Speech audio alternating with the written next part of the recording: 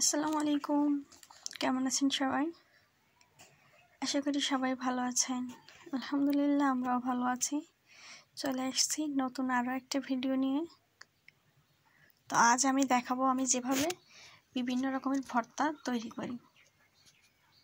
তো আমার মতন যারা ভর্তা পাগলি আছেন তারা অবশ্যই আমার ভিডিওটা দেখবেন, ভিডিওটা মিস করবেন না।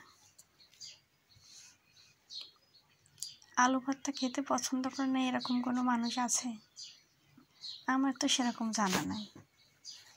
আরও যদি এভাবে শিলপাটায় পিষে ভর্তা করা হয়, সেই ভর্তা তো হাত চেটে খাবে।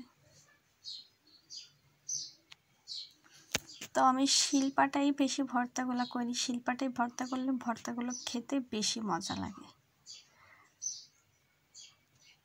এখন অনেকে ব্লিন্ডারে তৈরি করে, ব্লিন্ডারের ভর্তা খেয়ে মোটেও স্বাদ পাওয়া যায় না। এইভাবে শিলপাটায় হামান দিস্তাই করে ভর্তা করা, এগুলো আলাদা মজা। এগুলা আগেকালের মা চাচিরা করছে আর আমরাও সেভাবে করি, সেই মজা।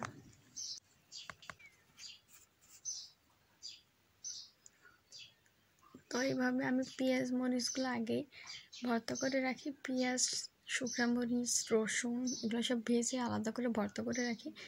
যে ভর্তাটা বানাই সেই ভর্তার ভিতরে ওইটা শুধু দিয়ে পিষে নিই। দেখেন আমি এক এক করে অনেকগুলো ভর্তা করে ফেলেছি। ভর্তাগুলো দেখতেও যেরকম সুন্দর লাগছে, খেতেও সেই স্বাদ। এগুলো সবই আমি শিলপাটাই আর একটা হামান দিস্তায় করেছি। একটা হামান দিস্তায় করেছি আর বাদ বাকিগুলো শিলপাটাই করেছি। তো এখানে আছে কচু পাতা ভর্তা, শুটকি ভর্তা, মাছ ভর্তা, আলু ভর্তা, আর একটা আপনার তিল ভর্তা।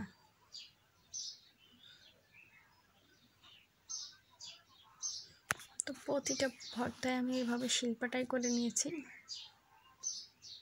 তো আপনারা যারা শিলপাটায় কখনো ভর্তা করে খাননি অবশ্যই খেয়ে দেখবেন।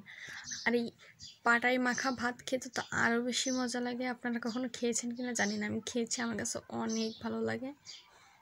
আর আমি এইভাবেই ভর্তাগুলো তৈরি করি।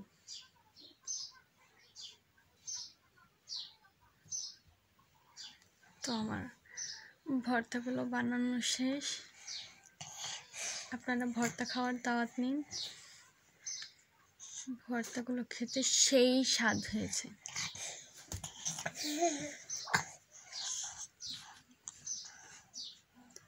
আমার কাছে কিন্তু ভর্তা অনেক ভালো লাগে, সেই স্বাদ।